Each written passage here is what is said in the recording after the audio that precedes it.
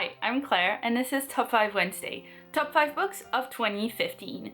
Top 5 Wednesday was created by Lainey at Ginger Reads Lainey, and I will leave her link in the description box below, as well as a link to the Goodreads group if you want to go and check out the rules to participate and the topics for the coming month as well. This is my top 5 books that I have read in 2015 and not all books that were published in 2015, although there are also a couple in there as well.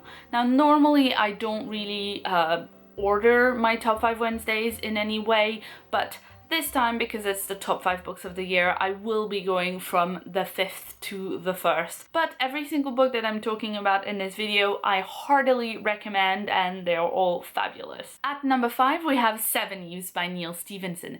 This is a hard SF novel, and at the beginning of the book, the moon blows up into pieces. No one really knows why, but what they do know is that basically this one event is going to trigger a horrible chain reaction that is going to basically kill everyone and make the earth completely not habitable to humans for like 10,000 years or so.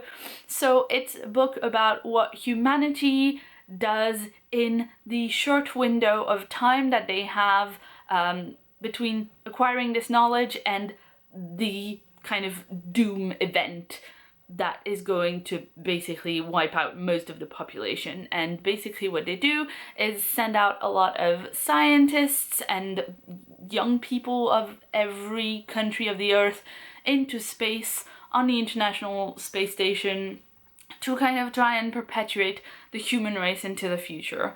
And it's really kind of a big idea book. It was my first Neal Stephenson. Now I cannot wait to go and read a lot more of his work because I really enjoyed this book. At number 4, we have The Girl with All the Gifts by M.R. Carey.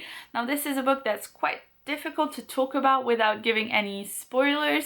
In short, I will say it's the story of Melanie, who is a very special girl, and there is just something about her that's not quite normal. She's growing up in very strange circumstances in a military compound, and the reader doesn't really know what's going on. Melanie doesn't really know what's going on. I've got a review of the book up on my channel, and I will link it in the description box below because I worked pretty hard on making a kind of not too vague but still non-spoilery video for this, so I think it's probably better if you go and have a look at that if you're interested. What I really enjoyed about this book though is that it's kind of in a subgenre of sci-fi and fantasy that's kind of crowded at the moment, and it does something, especially with the ending of the book, that is quite new and fresh. All the people that say, oh, you can't, you know, have books about this or that because it's been done to death, that book goes to show that any subject can be done if it's treated with originality, and that's what I really love about it. And there is going to be a movie of that book, so I am quite excited to see that when it comes out as well. At number 3, we have a book that I have definitely gushed about quite a lot recently, and that is The Long Way to a Small Angry Planet by Becky Chambers. Now, this book tells the story of the spaceship The Wayfarer and its crew. It is a tunneling ship, which means that the crew's job is to go to fairly remote portions of the galaxy or the verse, whatever you want to say, and to create tunnels in space, kind of like compressing space-time so that travel is then easier. I'm not explaining this great. There is a great scene in the book explaining what the tunneling actually is. What I love about this book is that it reads so easily whilst still having really quite fascinating world building going on. There's a lot of really cool alien races that are being described that are not just, you know, humans, but only slightly different. They have different bodies, different mores. There is a race that is described as like shedding its skin like a snake. I really enjoyed this book, and I would definitely recommend it to anyone, even someone who's not massively into science fiction, because I think it lets itself be read so easily. At number 2, we have Of Noble Family, and it is the fifth book in the Glamorous Histories series by Mary Robinette Kowal. It's basically Jane Austen with magic. I love this series for the setting and for the really clever magic system as well. But what I particularly love about this series is that Mary Robinette Kowal did something really smart in that she positions each book in the series as a slightly different genre. They all have the same base premise, but the first one is very much like a Jane Austen pastiche. But after that, each specific book is a slightly different genre, and this final book kind of went full Regency grimdark, and I was all over that. In this book, Jane and Vincent have to go to Antigua to settle the affairs of the plantation that Vincent's family owns.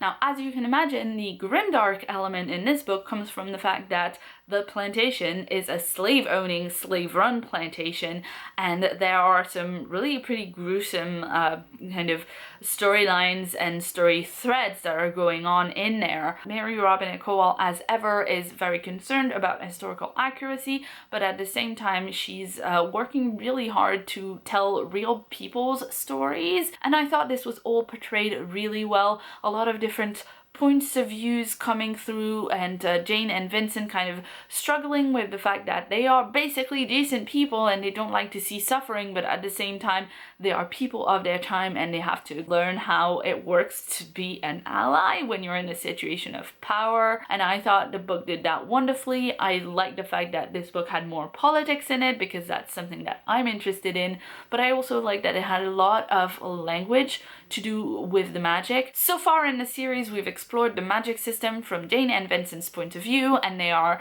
educated in the European style of glamour, and when they arrive in Antigua, they learn more about the Antiguan style of glamour, and it's different, and they kind of like don't really even have the same language to talk about it, and it's really, really fascinating because, again, language is one of the things that I'm most interested in fiction. Anyway, I thought it was a fantastic conclusion to a fantastic series, and if you haven't read The Glamorous Histories, I would most definitely recommend it. At number one, I don't think this will come as a surprise to many people, it is The Imperial Ratch. This series is all about Breck, who used to be the Justice of Torin, a massive spaceship with hundreds of ancillary bodies that it commanded. Now there is only Breck in her one body trying to adjust to living this weird human style of life with just the one body and trying to figure out how she can take her revenge